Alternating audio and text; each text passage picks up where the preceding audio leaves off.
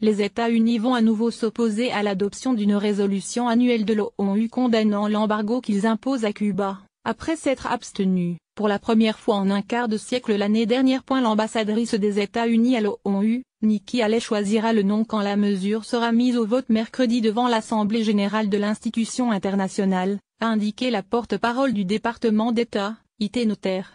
Nous avons traditionnellement voté contre cette résolution. L'année dernière, les États-Unis se sont abstenus, vers la fin du mandat du démocrate Barack Obama, a souligné la porte-parole, revenant sur ce vote présenté chaque année devant l'Assemblée générale depuis 26 ans et qui voit les États-Unis régulièrement isolés dans leur opposition. Nikki Haley reviendra sur l'abstention de l'an dernier et votera contre la résolution cette année, a-t-elle ajouté. Ce vote, qui placera probablement Nikki Haley dans une minorité d'un ou deux pays à l'Assemblée générale, soulignera la nouvelle position du président républicain Donald Trump vis-à-vis de Cuba, a encore affirmé IT Notaire. La politique de Trump sur Cuba met l'accent sur la progression des droits de l'homme et la démocratie à Cuba tout en maintenant les engagements qui servent les intérêts nationaux des États-Unis, a-t-elle souligné.